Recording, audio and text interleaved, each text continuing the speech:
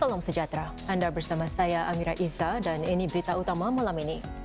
Warga Singapura di Los Angeles ambil langkah-langkah keselamatan tambahan ekoran pertempuran antara para anggota pasukan pengawal negara California dengan para penunjuk perasaan. Pejabat Ehwal Jemaah Haji Singapura SPAO terima anugerah emas Labaitum dari Kementerian Haji dan Umrah Arab Saudi. Dan Pertapis mahu tarik lebih ramai belia untuk menjadi sukarelawan bagi meneruskan tradisi ibadah korban secara langsung.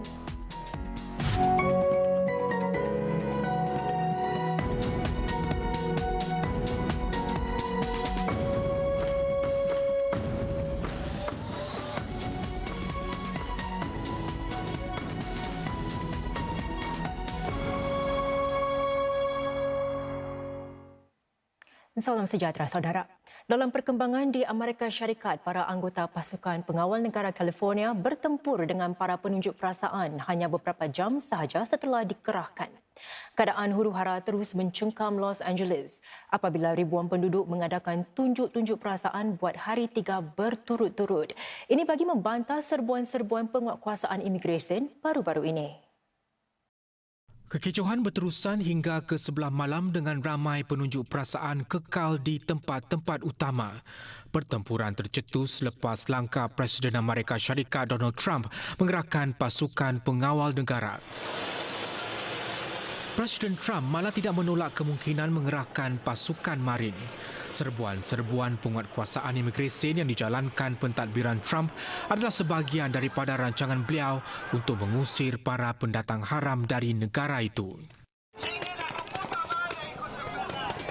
Awal dari itu, gas pemberi mata dan peluru getah dilepaskan ke arah penunjuk perasaan yang terlibat dalam pertempuran dengan pasukan pengawal negara dan polis berdekatan sebuah pusat tahanan.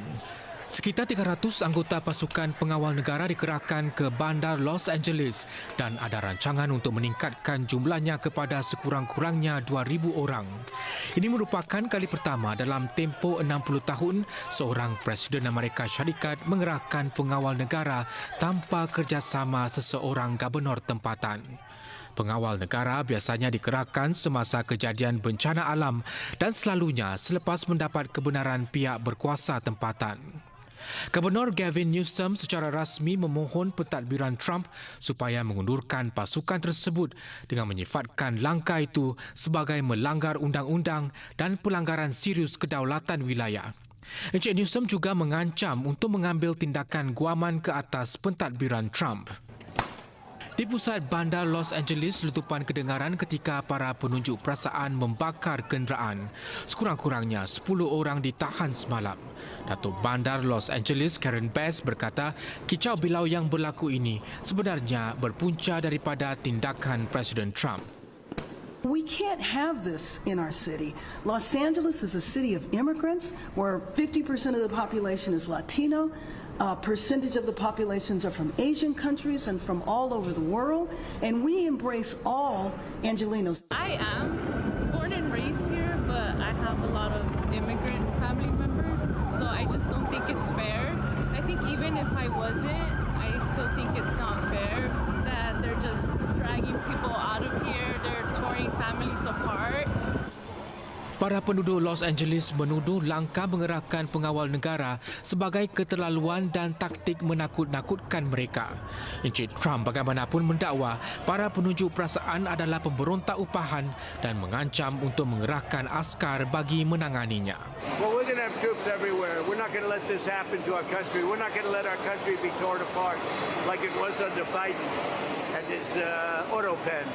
Jabatan Polis Los Angeles sementara itu mengisytiharkan berlakunya perhimpunan yang menyalahi undang-undang di kawasan pusat sivik. Dalam pada itu, sebilangan warga Singapura yang menetap di Los Angeles kini mengambil langkah berjaga-jaga tambahan demi keselamatan mereka. Ini termasuk mengelakkan kawasan seperti pusat bandar LA sedang tunjuk-tunjuk perasaan memasuki hari keempat. Bagaimanapun menurut mereka, kedutaan Singapura belum mengeluarkan sebarang amaran atau notis makluman kerana kebanyakan warga Singapura di sana masih berasa agak selamat. all the Singaporeans, we play by the book. We do not run into trouble with the government. So most of us will not have the issue of staying illegally here. We make sure that 100% we are legal. We get the proper visa, proper green card, and so on. So right now, the Singaporeans are fairly okay, and most of us are living in a safe neighborhood. Menurut Cik Puah lagi, kebimbangan utama dalam kalangan warga Singapura di sana ialah visa pelajar bagi pelajar antarabangsa. Ini setelah Presiden Trump menggantungkan visa pelajar antarabangsa di Universiti Harvard yang membangkitkan kerisauan bahawa ini akan diperkenalkan ke seluruh negara. Buat masa ini, seorang hakim persekutuan menyekat pelaksanaan dasar itu buat sementara waktu. Kedutaan Singapura di Washington pula sedang mendapatkan penjelasan daripada pihak-pihak berkuasa di Amerika Syarikat, termasuk mengenai status visa bagi para pelajar Singapura yang akan menuntut di sana.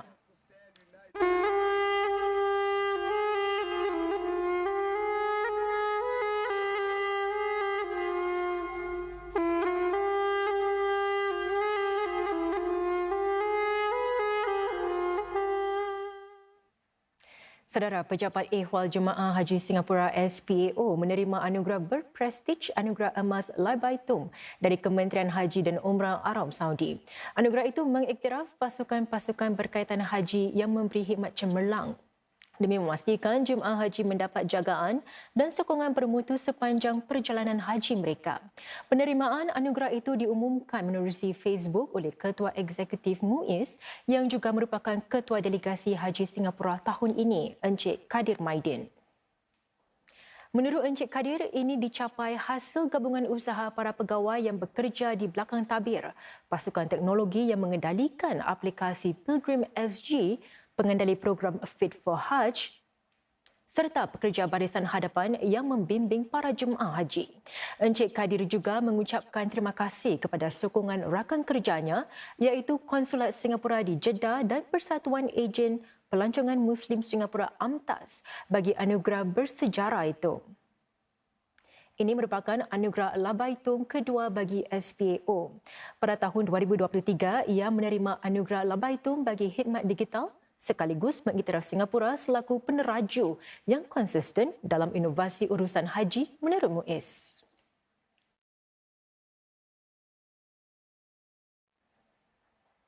Sementara itu, Timbalan Gubernur Wilayah Makkah merangkap naib pengerusi Jawatan Kuasa Tetap Haji dan Umrah Arab Saudi, Putra Saud bin Mishal bin Abdul Aziz, mengumumkan kejayaan musim haji 2025 dari aspek keselamatan, kesihatan dan perkhidmatan.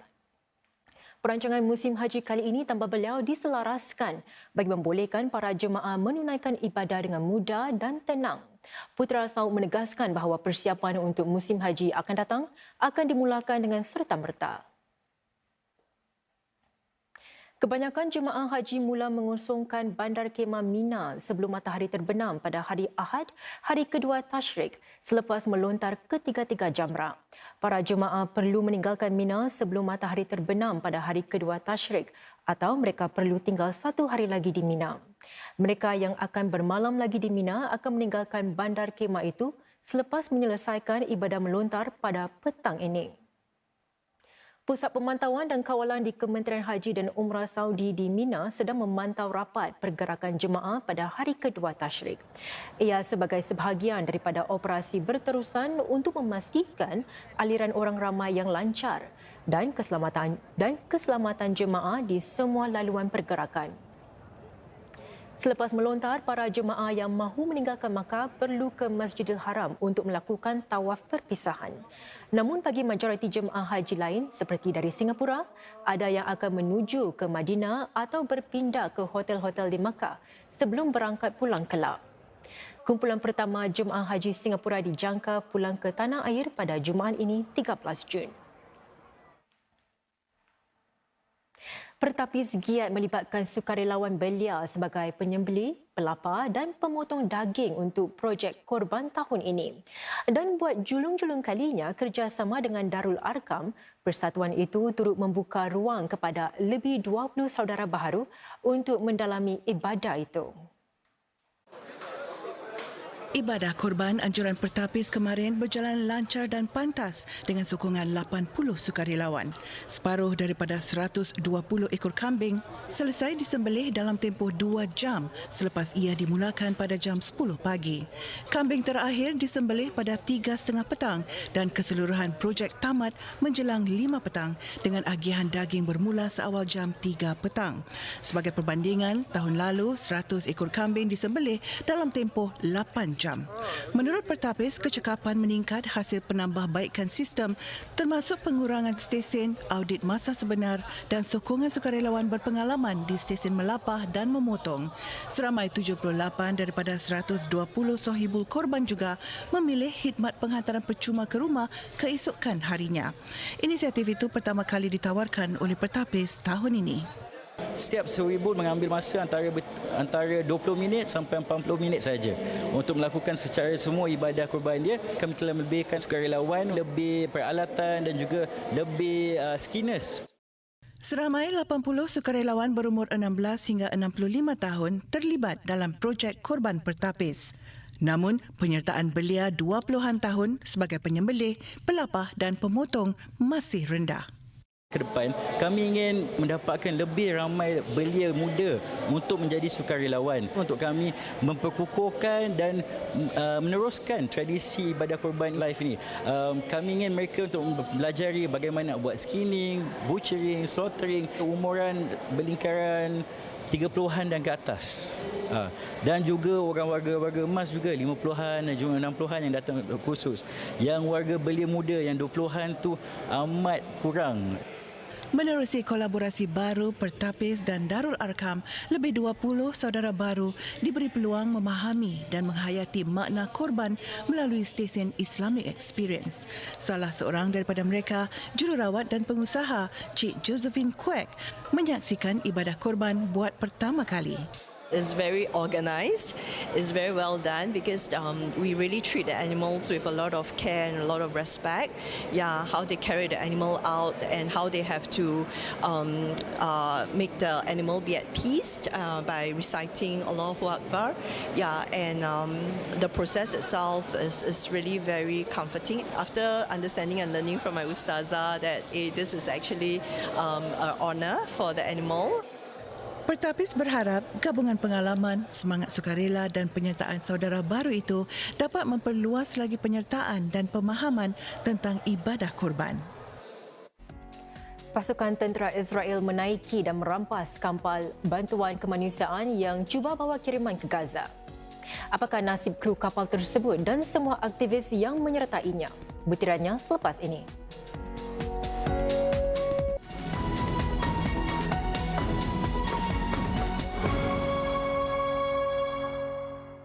Selamat bertemu kembali. Pasukan tentera Israel menaiki dan merampas sebuah kapal bantuan kemanusiaan kendalian Perikatan Flotila Kebebasan FFC yang cuba memecahkan kepungan ke atas cerkan Gaza untuk menyalurkan bantuan ke wilayah berkenaan. Menurut pihak berkuasa Israel, kapal berkenaan dan 12 anak kapalnya termasuk aktivis iklim terkemuka Greta Thunberg dihantar ke sebuah pusat pelabuhan di Israel.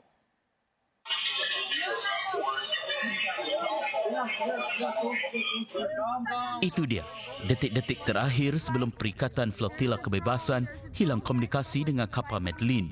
Kumpulan itu melaporkan bahawa kapal itu diserang dengan drone-drone yang menyemburkan bahan perengsa berwarna putih.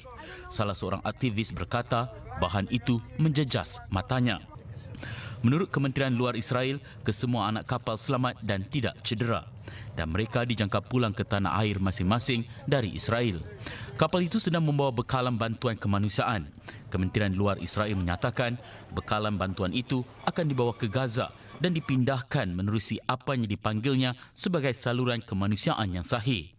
Israel melaksanakan kepungan laut selepas Hamas menguasai Gaza pada tahun 2007. Pemerintah Israel menekankan ia kekal berkuat kuasa bagi mencegah senjata api dihantar kepada kumpulan Hamas. Sementara itu, tentera Israel mendakwa menemui dan mengenal pasti jenazah Ketua Hamas di Gaza, Muhammad Sinwar, dalam sebatang terowong di bawah sebuah hospital di selatan Gaza. Israel mengumumkan kematian Sinwar bulan lalu tetapi baru sekarang disahkan menggunakan ujian DNA.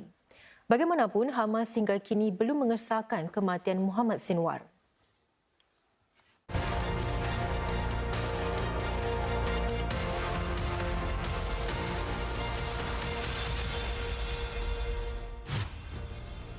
Di Malaysia, sekurang-kurangnya 15 maut dalam tragedi naas jalan raya membabitkan sebuah bas yang membawa para pelajar Universiti Pendidikan Sultan Idris dengan sebuah kenderaan MPV.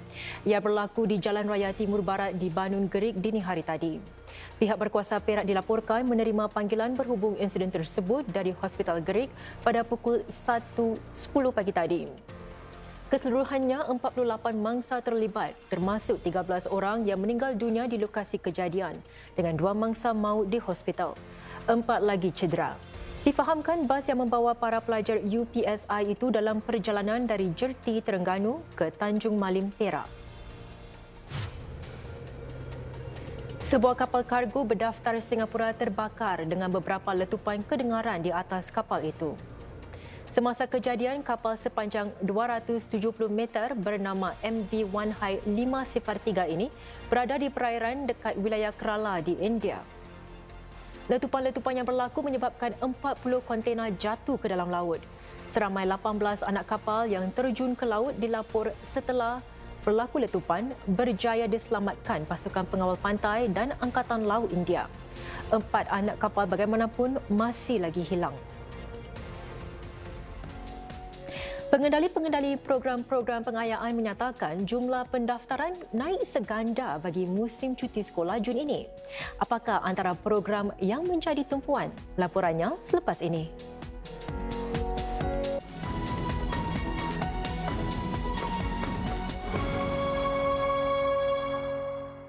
Terima kasih kerana masih bersama berita. Saling mengambil berat, kepelbagaian budaya dan berdaya tahan. Saudara, inilah antara 7 tema yang digunakan untuk PAC Hari Kebangsaan tahun ini bagi menyambut ulang tahun Singapura yang ke-60. Inilah antara corak-corak yang dihasilkan para pelukis. Ia memaparkan sejarah Singapura, nilai-nilai yang dikongsi bersama serta harapan bagi masa hadapan. PAC ini yang bertemakan menyumbang dihasilkan oleh seorang pelajar berusia 12 tahun yang sedang berlatih menjadi seorang pelukis. Coraknya berdasarkan sebuah blog HDB yang menurutnya merupakan suatu kebanggaan Singapura. Next time, I hope to learn HDB with solar panels as it will be more effective in terms of saving electricity.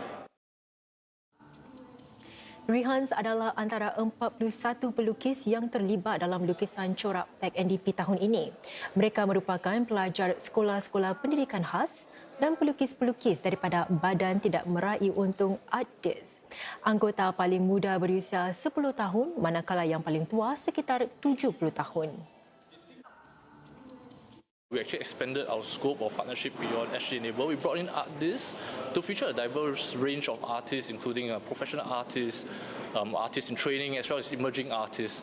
The intent is to, or rather in this collaboration, we hope to be committed to improve or take positive actions on disability inclusion, work towards building a more inclusive Singapore that enables lives.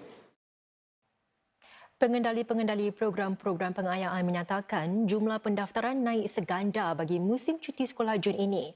Syarikat-syarikat itu menyatakan ia dirangsang oleh langkah ibu bapa lebih mengawal perbelanjaan pelancongan serta memastikan agar anak-anak mereka terdedah kepada pelbagai jenis pengalaman. Walaupun sudah musim cuti sekolah, pada pagi Sabtu, 3 pelajar ini sedang bertungkus lumus belajar kemahiran baharu. Lebih 70 pelajar sudah berdaftar untuk kelas seperti ini di mana mereka akan mempelajari cara-cara membina, mengekod dan menggerakkan robot. I don't feel very pressurized because robotics is a hobby. In fact, I also requested to come pursue robotics. It's a little bit stressful because my schedule is already quite packed as I have multiple tuition classes and then I also have extra classes that I have to go to school. But overall, I think after these 3 months, after PSLE and prelims are over, then I would feel a little bit less stressful. Menurut School of Robotics, pendaftaran bagi programnya pada musim cuti bulan Jun meningkat 2 kali ganda berbanding tahun lalu. Lebih separuh daripadanya yang ditawarkan cawangannya di Bukit Timah penuh pada minggu kedua bulan Mei. Sebuah penyedia program cuti sekolah bagi prasekolah juga menyaksikan peningkatan pada jumlah pendaftaran bagi programnya. Hampir 500 pelajar antara usia 3 hingga 6 tahun sedang mendaftarkan diri bagi kelas robotik dan berpidato umum dengan jumlahnya naik seganda berbanding Jun tahun lalu. Keutamaannya adalah untuk memastikan kanak-kanak berseronok sambil belajar kemahiran yang dapat diamalkan di sekolah dan kehidupan mereka. Dan sebelum berpisah, saudara, kami bawa anda ke Taman di Pesisiran Marina Bay dahulu bagi meninjau hasil seni Thunderbird Totem Pole dari Kanada. Ia sempena ulang tahun ke-60 hubungan diplomatik antara Singapura dengan Kanada. Tiang totem setinggi 7.6 meter ini dihiasi ukiran burung mitos Amerika. Ini mencerminkan kekuatan dan ikatan erat dengan dunia semula jadi. Ia akan dipamerkan di ruang Club Forest dikelilingi tanaman asal barat laut Pasifik. Dan saksikan terus sekian berita untuk malam ini sehingga kita berjumpa lagi. Salam hormat.